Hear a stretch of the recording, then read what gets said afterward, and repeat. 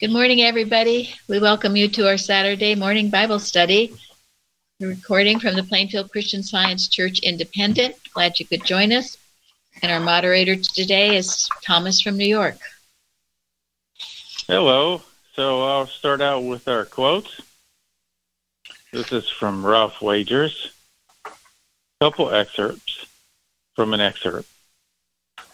And I really believe that all the way through the difficulties that we are really enduring is due to our lack of ability to perceive and handle the claims of animal magnetism. I believe that unhandled animal magnetism is at the bottom of all our difficulties. Now, the next one from Ralph Wagers. It is going to surprise you greatly to see that metaphysics takes the physical out of matter and puts it into mind. And we are going to see how it does it right now. The thing that awakened me to this, I think, more than I can say, is that wonderful statement of Paul's where he said, present your bodies a living sacrifice, wholly acceptable unto God, which is your reasonable service. And be not conformed to this world, but be ye transformed by the renewing of your mind, that ye may prove that good and acceptable and perfect will of God. Living sacrifice. I couldn't get that. For mostly a sacrifice is a dead sacrifice, But present your bodies a living sacrifice, holy acceptable unto God, which is your reasonable service. Romans chapter 12, verse 1. To me, that means that today, if we will understand our body rightly, every heartbeat glorifies God. Every breath we take glorifies God. Every action of the body glorifies God. So that's excerpts from an address given to the Department of Care at Cheston Hill by Ralph Wagers. And then one more quote from the Bible. Jesus answered and said unto them, Ye do err, not knowing the Scriptures, nor the power of God. And that's from Matthew chapter 22, verse 29. Sir, wonderful. Thank you. Thank you. Living sacrifice. Yeah, that is what we're taught. That goes along with the Martha Wilcox quote, every part of your being, every cell, fiber, declaring, I am God. Mm-hmm. That's wonderful truth to work with. So whatever your problem is, that's a healing statement. And when you declare, I am God, declare, I am all. And if God is all, what are we called upon to sacrifice? What is not of God. Yeah. And is that anything? It's our false beliefs. Eyes. Yeah, the only thing we're required to sacrifice are things that don't exist in the first place. Yeah.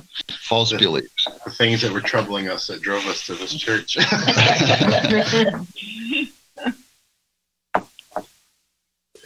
Yeah, and that unhandled animal magnetism. This is very important. Sometimes in the practice, you get people that call and they're telling you they're unhandled animal magnetism. So we can get it handled. Overcoming, not overlooking, as that article said. But sometimes people can just dump all their unhandled animal magnetism, and that's not a good thing. That's never a good thing. So, and don't let anyone do that to you. If someone does it to you, you have to stop it. If someone calls and or sends you emails and just gives you a lot of unhandled animal magnetism, you can't allow it because it'll bring you down. So. I had to work with, sorry. No. I had to handle the word handle. because I thought, what does this really mean? And because I didn't really get it, but it's me doing the work and really looking at it, taking it apart, and doing something about it. Thank you. Yes. Took me a while. I think I like what Eustace said too. I've read it he's talking about Mrs. Eddy making the distinction, handle. He said handle animal magnetism, and so this word really meant to work to know the nothingness of it instead of making something of it.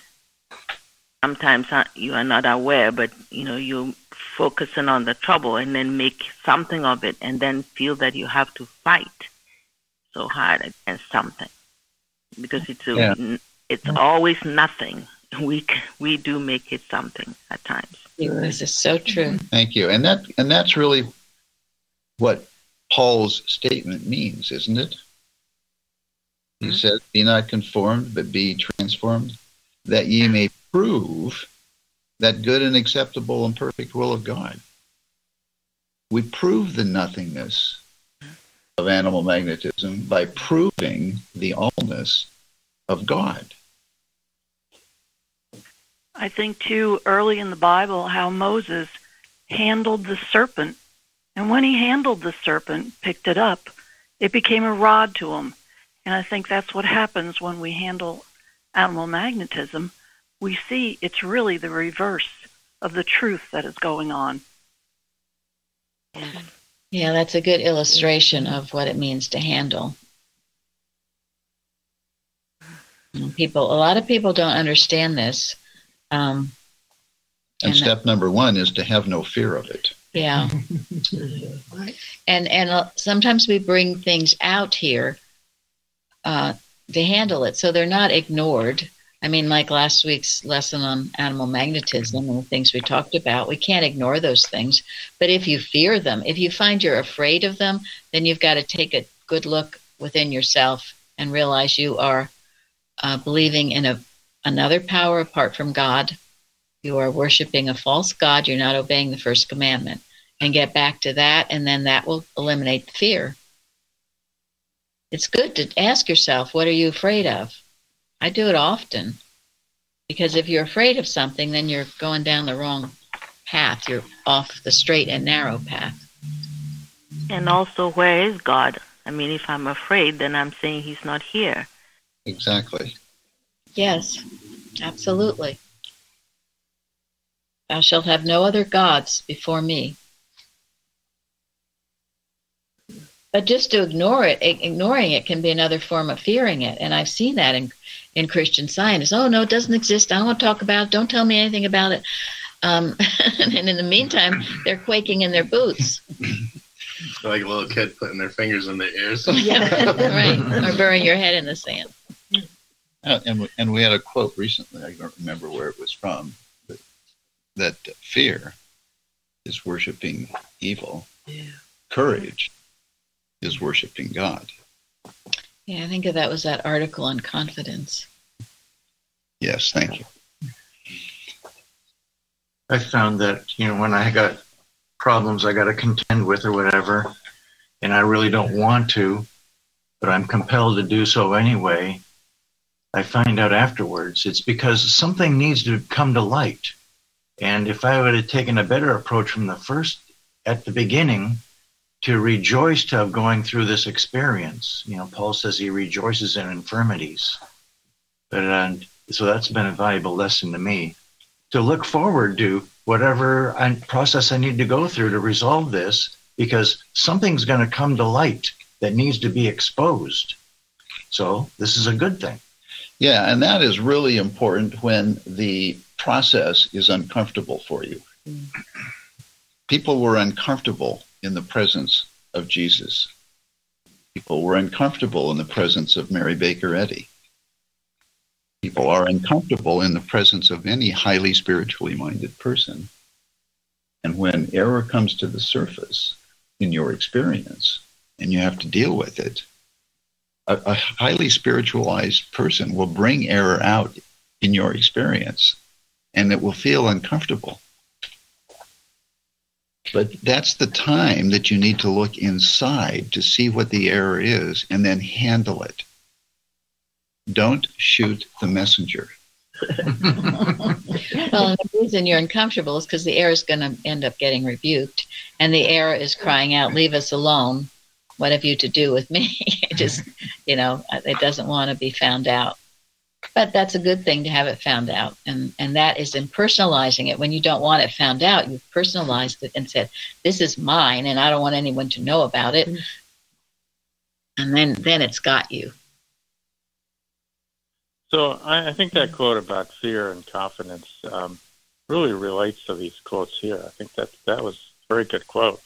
Because one way of looking at this is our difficulties in this quote here from our lack of ability to handle claims of animal magnetism, in a way is describing a problem. And then what do we see as a solution is the living sacrifice, which is to, and this is why I really liked what you said about confidence, is to glorify God, everything that we do. So it's, every heartbeat glorifies God, every breath glorifies God, everything that we do glorifies God. So if we're trying to figure out our way through a problem, that's something to think about. Yeah, because that means, you can't have any heart problems, can't have any lung problems. This annihilates all those false beliefs. If this is what your body, to understand it rightly, is doing, how can there be trouble there? It's an expression of God. And if in our lives we are striving to see God in action and to praise God and to thank God and to be a living sacrifice to God, if we're really honestly doing that, we'll be able to perceive the claims of animal magnetism when they come into our consciousness, because you can't handle them unless you perceive them first. People who are asleep to the claims of animal magnetism are not going to be able to handle the claims of animal magnetism. And you can't perceive them if your heart's all screwed up with, human ambition or hatred or regrets or things like that. Those are the things that we have to sacrifice. And when we do, the world just kind of opens up its reality and we see things a lot more clearly and we take care of things a lot more efficiently. And that's what Christian Science does for us, if we allow it. And then you'll have peace in your heart. You'll view things correctly and you'll have peace. It's not that you won't have troubles or see things, but you'll have peace about it. It's wonderful. But if you're all screwed up with your hatred and, yes, as Gary just said, regrets and other things, then you're blinded. You can't see. Can't really see what's right before you. So I thought it was interesting. One reason I picked this quote was he's talking about sacrifice as a dead sacrifice. And why would someone want to do that? So I was thinking about, well, what does he mean by sacrifice? Maybe it means this ceremony that people go through in a church organization, rituals, things like that, organization over God in a way. And I thought it was fascinating that he talked about the living sacrifices because, for those who don't know, Ralph Wagers, he was a Christian Science teacher. He was a Christian Science practitioner. He was also a lecturer. He was the associate editor of the Christian Science religious periodicals, and he was also president of the Mother Church. So he certainly was very much an organization man, you might say. But then it was kind of wonderful to see what he wrote about living sacrifices. Yeah, he is one, perhaps of the more recent ones that I believe we have articles. We've respected him. We have a few of those. Max Dunaway is one as well. And I think it was Ralph Wagers who said, as goes the church, goes the nation.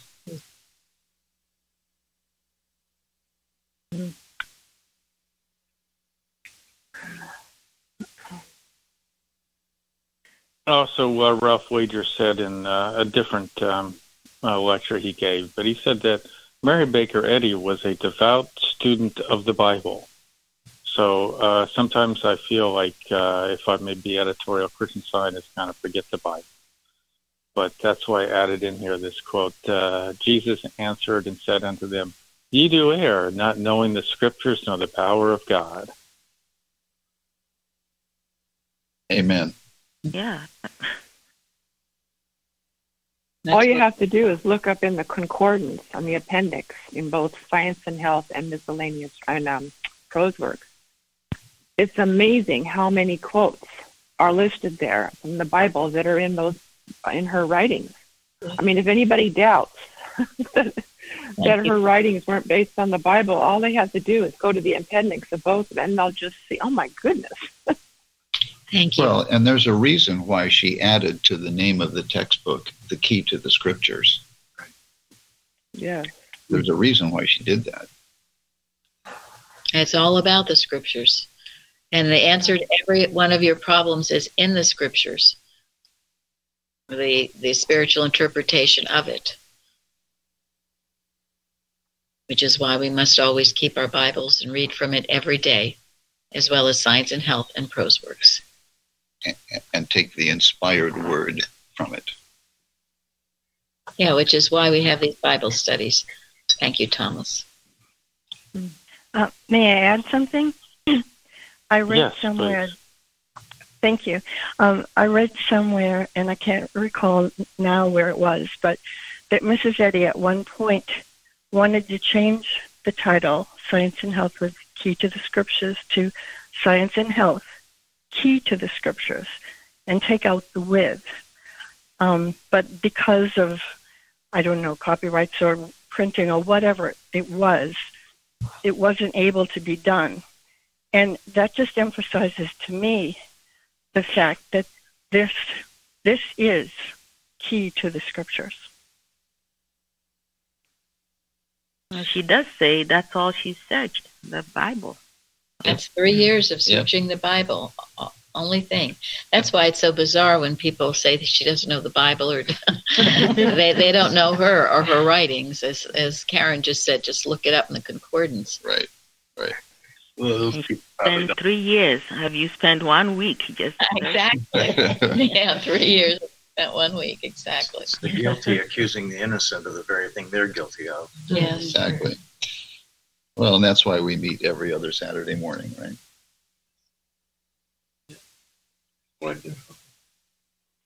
Well, good. So maybe we should get into our story for this week, which was also in our lesson for this week. I think it's absolutely wonderful, all the things that at least I'm getting out of it. So let's see what we can get out of today's Bible study. So the topic is Hannah. The readings are primarily from this week's lesson on the story of Hannah. And our first question may seem a little backwards because the story is about Hannah, who has a son, Samuel. But it's kind of interesting, like, how did Samuel, I'm sorry, I'm not trying to answer this, but bless the world, right? So Samuel's a special guy. So what was special about Samuel? Well, he was a gift from God because since Hannah wasn't able to have children for a while, I mean, sure, that was, we'll go into that, I'm sure, but she prayed for a man-child to God in her desperation and all the things that she was going through, but she just wouldn't complain. But she turned to God in absolute trust and faith that he would give her a child. And when she was told by Eli that she would be blessed with a child, she just readily accepted it and had Eli and said if she would be given a child by God, she would give him to God to serve God. And so it was a self-sacrifice that she made to show God, if you give me this, I will give him to serve you.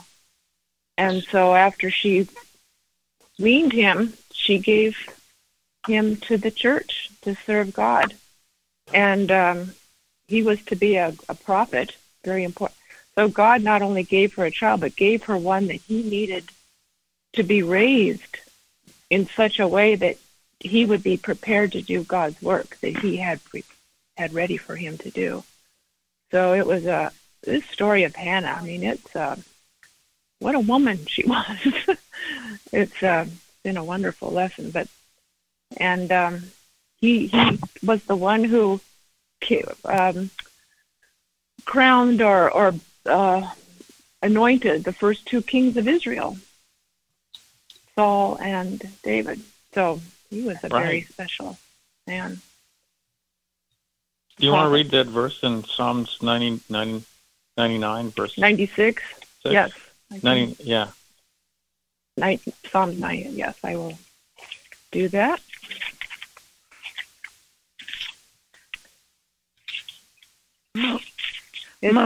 Moses. Oh, did you want me to read? Did you have me read it, Tom? Yeah, just read it. Psalm 99, verse 6. Yeah. Okay. Moses and Aaron among his priests, and Samuel among them that call upon his name. They called upon the Lord, and he answered them. And Samuel was the one as a child, just like Mrs. Eddy, who heard God calling him. And it happened 3 times, just like Mrs. Eddy, and went to Eli, and Eli said the third time that it happened, I'm not calling you, but God is. So it was a test to see whether Samuel could hear the voice of God. And he did at a very early age. And, it's a wonderful story, Samuel. And Hannah and her husband would go visit him in the temple. And it's the most wonderful story. But he was definitely a special, Samuel was. So what else was special about Samuel?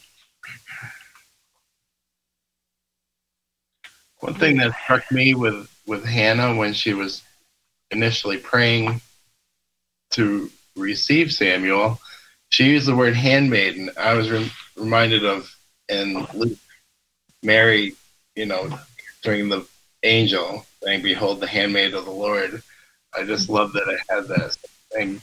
And, both of them knew that their child was not going to be, for their personal mothering, but for the world. So I just thought that was a good parallel there. This is a good example for all mothers. The golden text this week is, "The Lord hath made all things for himself." So when we get into this human sense that we've created something and it's ours, we are outside the law of God. All things are made for him. It's interesting how that's got switched around. We think God was made for us. You have a problem. Ding, ding, ding, God, I need help. I feel pretty strongly that most of the problems in this world are due to people who don't know their purpose, that they don't know that they were made for God. You have to have a divine purpose. And Hannah understood this rule. And if you do have children and you haven't thought about this, it's never too late to give them to the Lord and to know that God creates it all and you don't own them.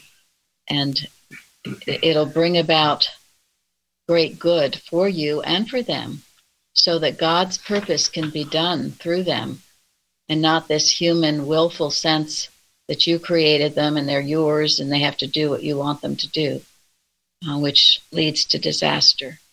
I've always loved this story. It's one of my favorite stories in the Bible. And I love that for this child, I prayed. So have you? Do you?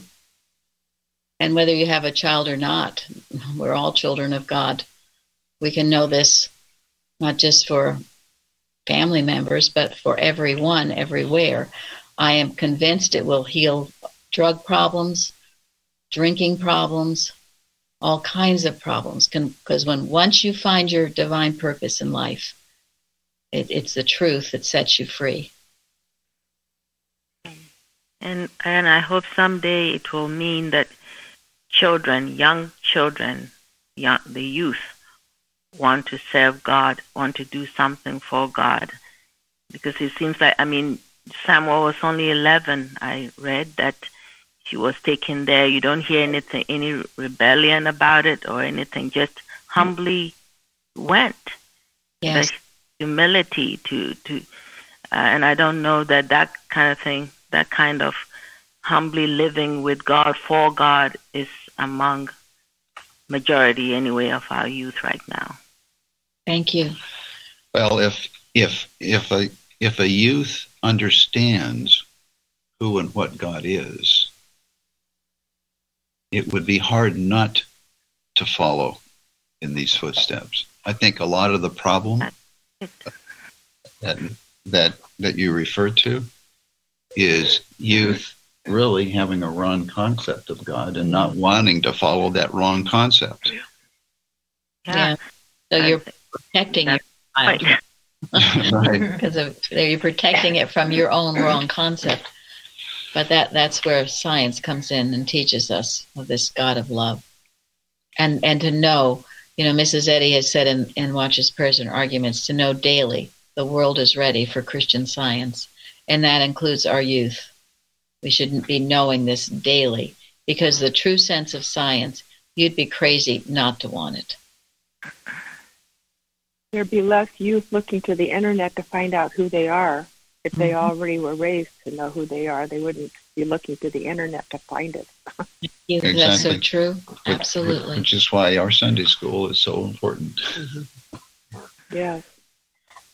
Well, we've pointed out that the first thing that was special about Samuel was his mother. Oh, thank you. I love that.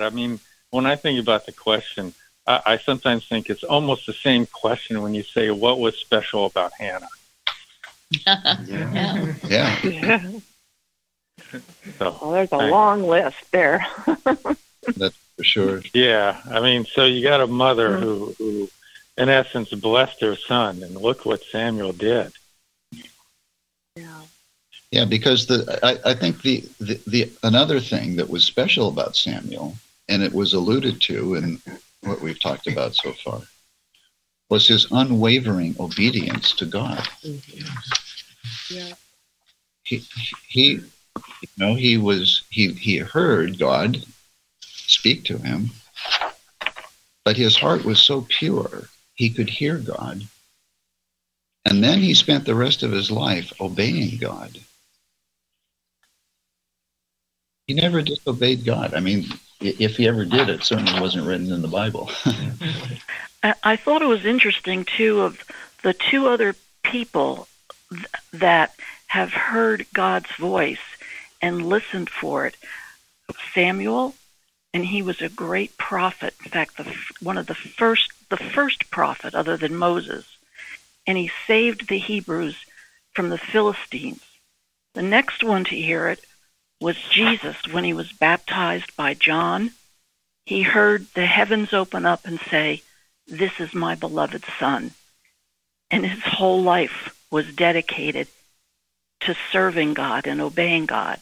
And then the next one we know about was Mary Baker Eddy, when she heard the voice, Mary, 3 times.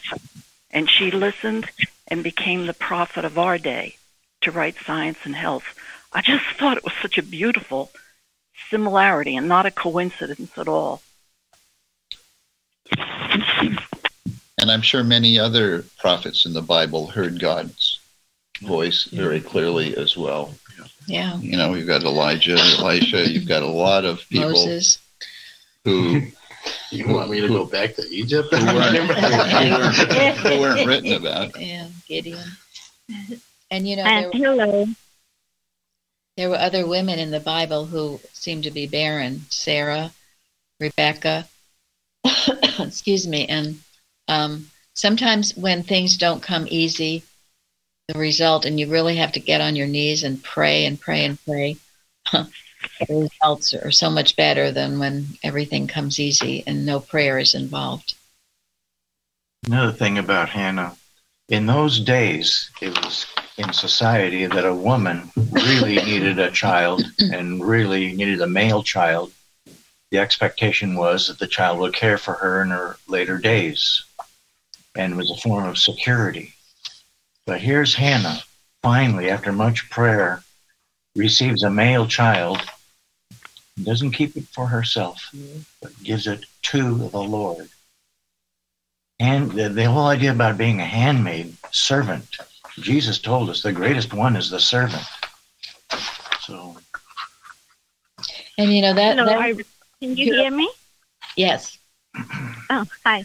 And let's remember that in Science and Health it says, I think the quote is, "We are involuntary prophets." So it's telling us that there we were also with all of those great people, because we also heard that voice. All of us have heard that voice when Divine Mind has called us, and we just hear it, and hopefully we all go ahead and obey. But we are, is that the quote? We are involuntary prophets, I think is the exact quote. So it's all of us, really. And I'm just saying this because sometimes we glorify some Bible characters without realizing that we have all the same qualities, we have all the same possibilities to do great things. And I'm just saying this to glorify our divine love that gives to all the same. So we are right there with all of them, and we may never be quoted in a book or whatever, but it's just the same. We know divine love has no favorites, all of us can do that. And I also wanted to share that the youth today, these last generations, are so ingrained in God, really. I mean, when we hear artists like Lauren Daigle and Fearless Soul, these people are like amazingly ingrained in God, in a very pure concept of God.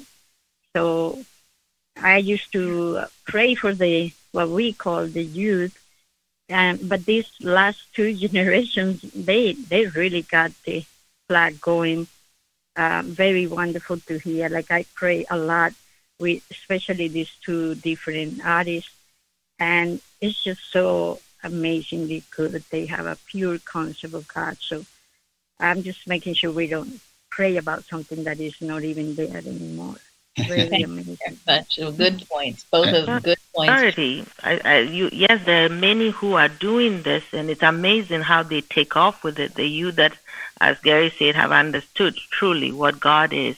But there are also the side that needs the prayer still, because all are called, all are made for Him. Thank you.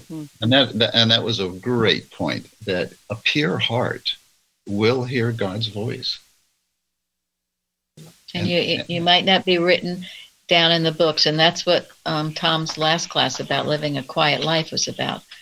Just because you're not some great person, so-called great person, that doesn't mean, you can't hear God's voice and do His will, and we all should. And this is bringing these Bible stories home to us to make them practical. And as Ingrid brought out beautifully, not just worshiping or thinking some other person can do it, and we can't. That's not the point. The point is we can.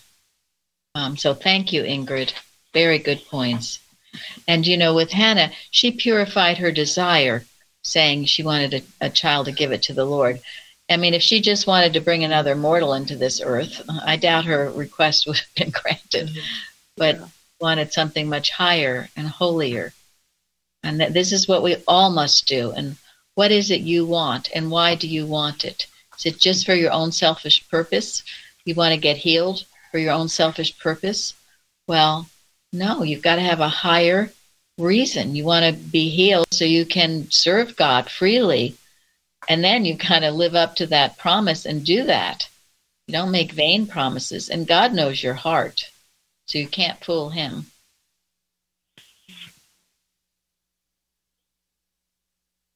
Well, that's a fascinating... Oh. Go ahead. No, I was just... the Spurgeon sermon on a woman of a sorrowful spirit is, if anybody wants to look it up, is a wonderful explanation of Hannah and all the things. I mean, it's just... But in this, he also brought out that the special cause of Hannah's sorrow arose from the institution of polygamy. Yeah. And it was tolerated under the old law, but it always exhibited well, anyway, but he says the worse the woman, the better she could get on with the system of many wives. But the good woman, the true woman, was sure to smart under it. Though dearly loved by her husband, the jealousy of the rival wife embittered Hannah's life and made her a woman of sorrowful spirit. So we see that Abraham, Jacob, David, Solomon, all these were, had many wives. It wasn't a good thing. There was always problems as a result. But I thought that when he said that the good woman couldn't, she felt the wrongness of it more than the one that, I don't care. So again, it pointed out her purity. Yeah, I read that article too. I would recommend that one. Yes. It's quite beautiful. And that is a very important point. This whole thing started, and we've seen it. I've read about it in other Bible studies and other cases, this having more than one wife, the rivalry, the pain, the sorrow it brought, the hatred toward men. I mean, and women were thought of as sex objects. Maybe some came out of great poverty and maybe it was better to be in a harem than not. I don't know. But for any, as you brought out, Karen, a good person, it was probably just intolerable. And we're getting into the next question, but the husband preferred Hannah because she was a good woman. And so that brought jealousy to Peninnah, who was gloating over the fact, well, I have children and you don't. But Hannah's goodness, she didn't get into that. She wouldn't come down to that level. She retreated to her God rather than getting to be spiteful and mean and having what they call a cat fight. Yeah. Even her husband said, aren't I good enough? Go ahead, Thomas. I'm sorry. Yeah, so we have transitioned to the second question. Yes. So I'll just state that, and then we can continue. So, number two. Before we go there, Tom, I just want to say one thing. We've talked more about Hannah than we have about Samuel. But his unwavering obedience to God, which was special about him, resulted in his being recognized by the nation, the entire nation, as having a tremendous amount of wisdom that saved Israel. Yes. His wisdom was divine, as true wisdom is. But it was his obedience to God that gave him the wisdom to have a huge influence over an entire nation. Think about it. One person, due to their devout obedience to God, changed the history of a nation. It's in that one praying mother that brought it forth. That's why all of this is so important. And in the Bible, David was God's choice, but the people willfully wanted a king and ended up with King Saul. But it was Samuel who anointed King David eventually, and saw that. And yes, I read he was the last judge and the first prophet. Thank you, Gary. So this might be a good time to read the verse that was in our reading, which is, to me, goes back to Ralph Wager's and dead sacrifices versus the living sacrifices. This is Samuel chapter 15, verse 22. And Samuel said, hath the Lord as great delight in burnt offerings and sacrifices as in obeying the voice of the Lord? Behold, to obey is better than sacrifice, and to hearken than the fat of rams. And then we have Exodus 19 from our readings this week. Now, therefore, if ye will obey my voice indeed, and keep my covenant, then ye shall be a peculiar treasure unto me, above all people, for all the earth is mine. Thank you. Yes. It goes perfectly with what we were saying. And it applies to us today as much as it applied to them then.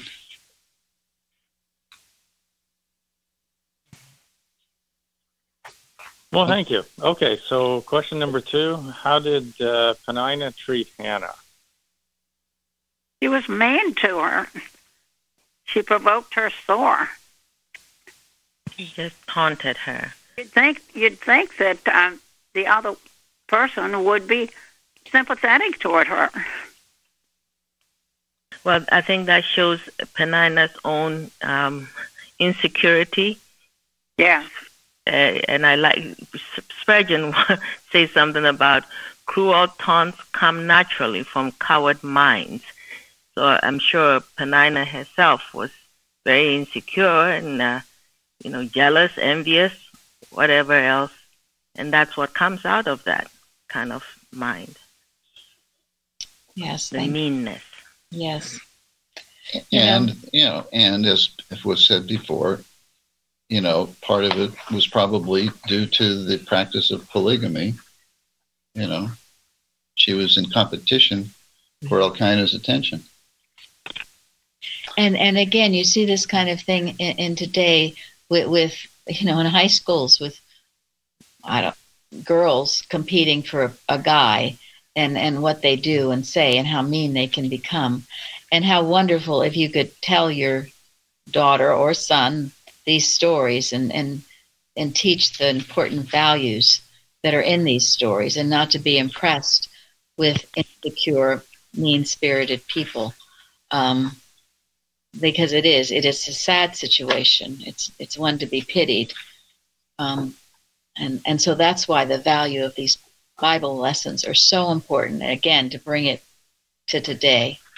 Jeremy? Oh, I just was going to say that I can't imagine anybody who's been married thinking another spouse would surely kill them.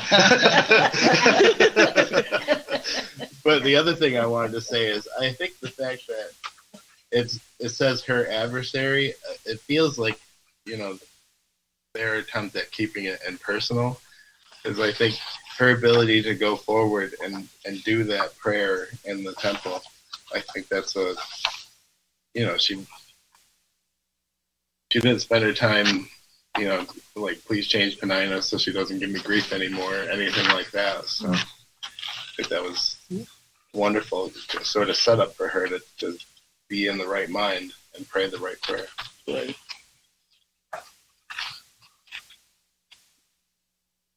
Thank you. I was thinking that Mary Baker Eddy dealt with this too, because I think it was one of her husbands, the dentist. Yes, thank you. Had an affair. He was a philanderer. Yeah. Helped him. Good point. Yeah, you have to deal with that with unfaithful husbands or wives. It's a terrible form of the human mind that can come in and certainly try to disrupt, destroy, kill. That's why Mrs. Eddy says, "Thou shalt not commit adultery" is what? Equal to "Thou shalt not murder." That's right. Mm-hmm. They're on the same level, and a lot of people have been murdered because of it. It's not that the commandments must be obeyed, all of them, and that we can enforce them in our own thought every day for our world, our nation, our government. All of these commandments, they have to be obeyed, and certainly in our own lives. Teach them to your children. And also how important to have the spiritual understanding of the commandments, like this one about adultery. It's a very broad, wonderful blessing. That definition about adultery as having an affair with the world and the worldly. That's a very broad spiritual understanding. It's been a big blessing. Although, of course, making anything I just want to say, although, of course, if we have a commitment in a relationship, of course, that goes for that too. I'm saying bringing a spiritual understanding that it will broaden it and bless more, like that one about having an affair with the world. Thank you. Yeah, that's adultery with the world. It's very true. You bring all that materialism into your home. Yeah, this was the quote. This was in the Spurgeon article, A Woman of a Sorrowful Spirit, where he says, a sultan's wise man's advice a wise man's advice to the sultan: first learn to live with 2 tigresses, and then expect to live happily with 2 wives. I really love that, because that's a good example. Just try it. And then if you survive it, then you can try to live with 2 wives. But it's so beautiful too. Spurgeon again expresses this beautiful what Hannah did, and I think this is probably leading into the third question. But he said that a woman who knew how to take her grief to the mercy seat and cast them upon her God. I think it's so beautifully put, that any grievances that we have, do we do the same with it? Take it to the mercy seat and cast them upon her God. I think it's really beautiful, I feel. It is so beautiful. Yeah. That is what to do in these situations. Not to get into this fight and anger and bitterness of soul, but take it to God. And when you reach out in that heartfelt prayer that she prayed to God in her utter despair, that's the prayer that goes to heaven and is answered. What that article brought out so beautifully too was that all those around her didn't suffer as a result of how she was feeling. She was taking it all to God, but she wasn't. He talks about people that go through terrible things, and everybody has to hear about it. And I mean, how often do you go to have a meal with somebody, and the first thing they do is complain about their problems? Yep. And he called her. She was lovable. You couldn't not love her, even despite the fact that she was going through what she was. Nobody, when you take it to God, then all they felt was the gratitude and the joy but it's such a beautiful, and it reminded me, do I do that? Am I making sure that I don't, only God can handle what I'm going through. Nobody else can. So why share it with everybody else? Yes, that's right. That's right. She wept in the before God. Yeah. She came to her husband. So I think sometimes go ahead. Go ahead, Thomas. I just think sometimes with peninnah that it's instructive to see what is important in our lives, because she had lots of children, and so she should have been happy. Right? So, I mean, we're kind of talking about, this is when mothers would have children, and that's a good thing, have lots of children, and that's meaningful in life. And so she had it, but she wasn't happy.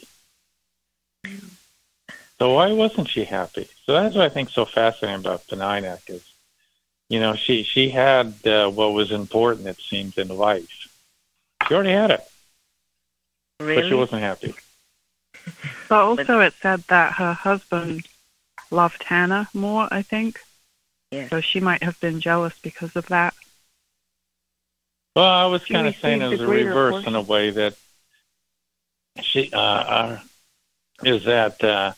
her husband saw the goodness in Hannah,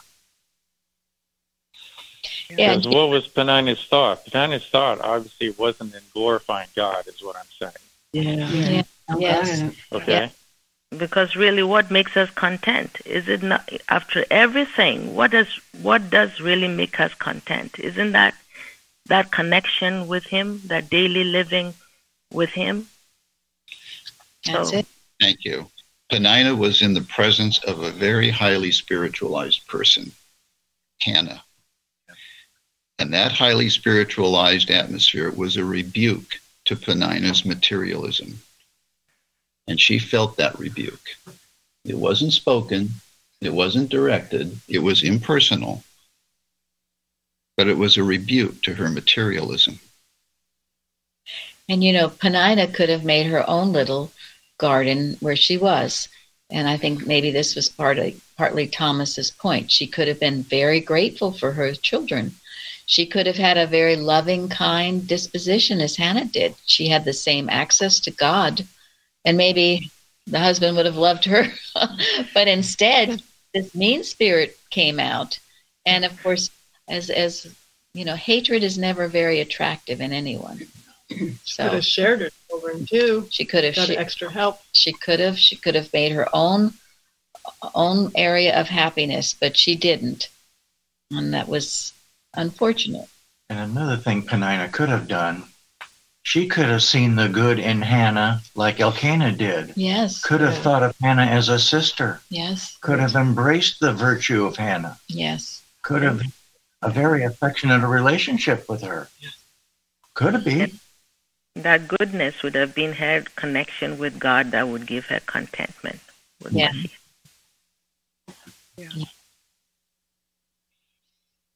Well, I know I'm going ahead maybe just a tip, but I think one of the greatest blessings that Hannah got through all this was the fact that she learned that earthly things were not the desirable, just even children, that the most desirable thing in life was her connection with God, to learn more about God and who He is,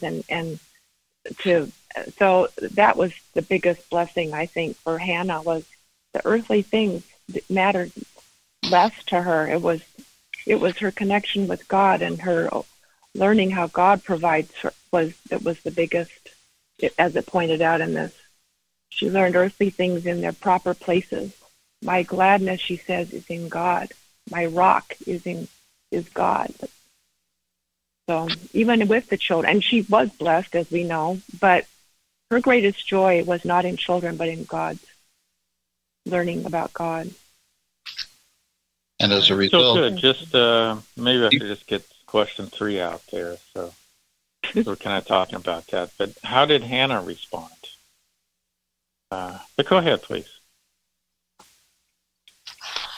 With dignity. Well, dignity. Gary? Go ahead. Mm-hmm. Yeah, with dignity, with humility. He didn't get down into the mud and have an argument. With her love for God. Yeah. Exactly. She turned more wholeheartedly to God, which was her strength. And the two men in her life, that in the story, Eli and her husband, they weren't particularly helpful. One of my articles talked about that. And so and that's true. We can't find our true help in any person. It always has to be God.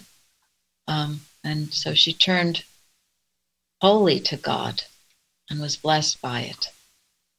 Yeah, that's the craziest thing. Eli thought that Hannah was a drunk. Yeah, right. Yeah. Yeah, and even then she didn't get upset about she answered him kindly. Mm-hmm. I think that to me is one of the most important things I got out of this story. It's like, how did Hannah respond? I mean, Peninnah was an adversary, so she tried to make Hannah's life miserable. And I kept looking in here, and I couldn't find it, but Hannah didn't seem to take this personally. Yeah. So I think sometimes the reason I have this question in there is I feel like Hannah is a story about ourselves. Like, we go through problems, and maybe people don't treat us right. And are we taking this personally? Hannah didn't take it personally. Well, she did. Even though it made it difficult for her. But it did say it made her fret. Right. I mean, Of course. Normal. to an extent it did, but that love for God and what she did with it overcame whatever Peninnah thought she was doing. Yeah, she didn't retaliate or get in a fist fight. No. She wept before God in the church.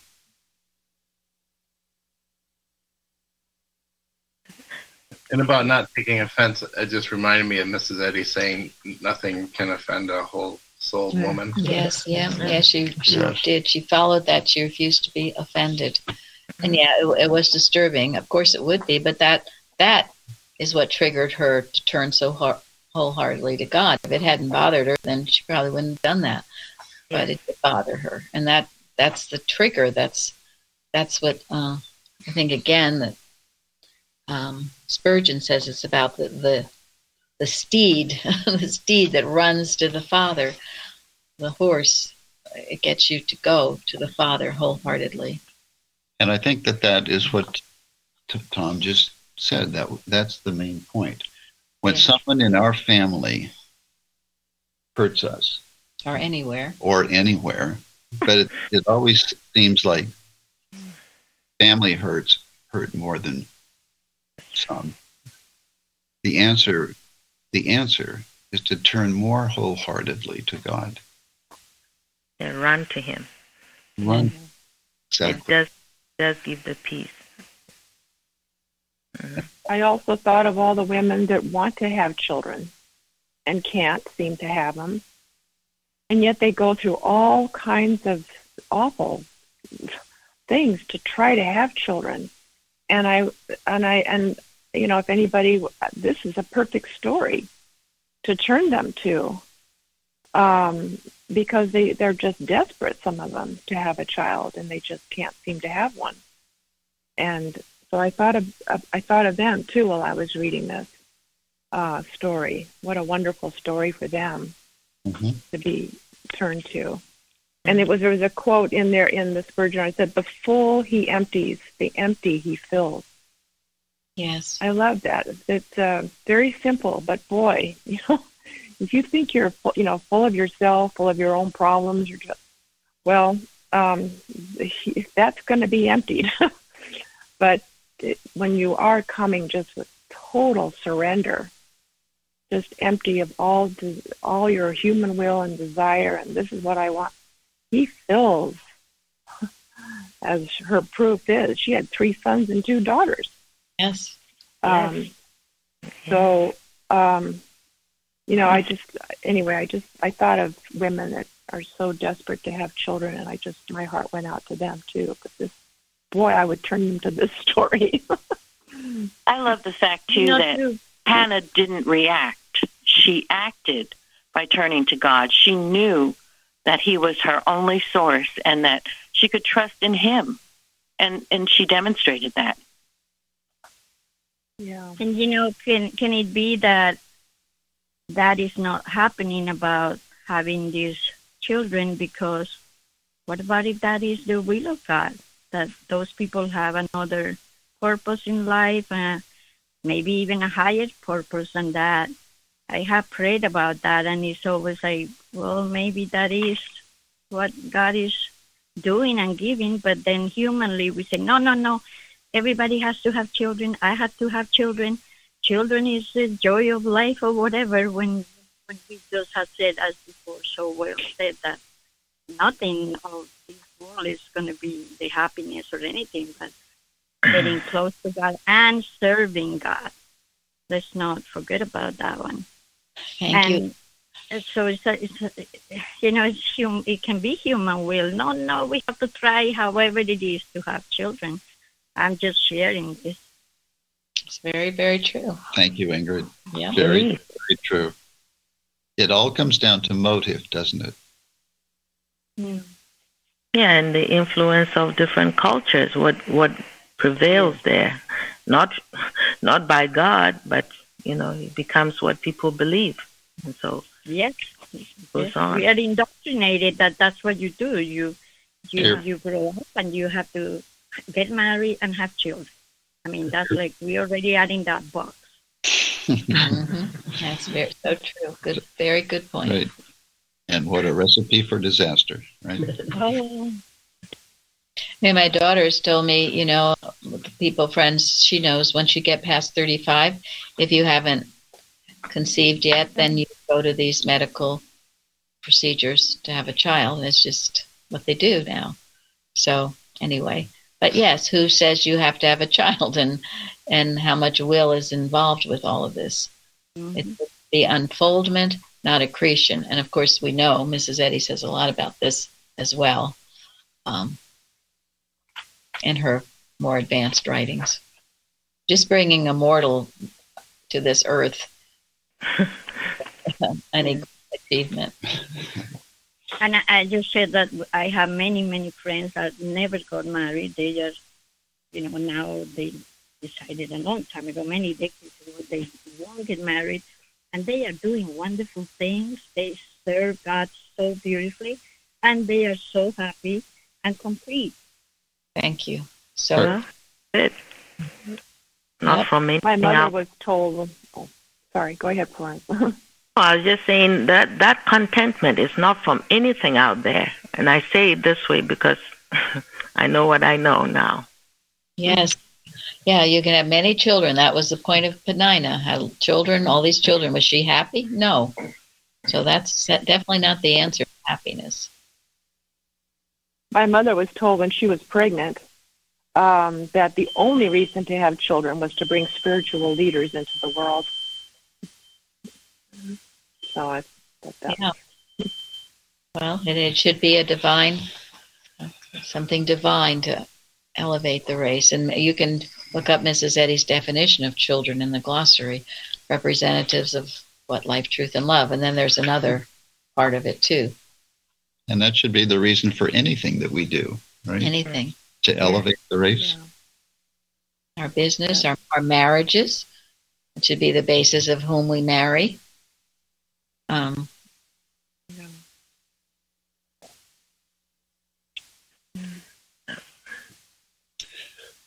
Shall we finish with number 4, Tom? Yes. So number 4, what were the blessings received? Well, like I said, she had 3 sons and 2 daughters. And like I said, I think the greatest blessing was that she had no earthly. Her most important joy was her connection with God. Her prayer in the Bible. It reminds me of Mary's when she was told that she was going to have Jesus. Her prayers to God are so beautiful, and so I thought, wow. If that's a result of what she went through, how blessed was she? But that was, So. And she blessed the whole world by bringing forth a great prophet, not only for Israel, but saved Israel. But it was a story that occupies 2 whole books in the Bible and is still a great blessing for all mankind. Her blessing for mankind lives on, and it will live on forever. The power of a right idea, Martha Wilcox. Yeah, that's what I thought was so amazing about this story. And what were the blessings received actually is almost the same thing as question 1, what was special about Samuel, which also was a question, same thing as what was special about Hannah.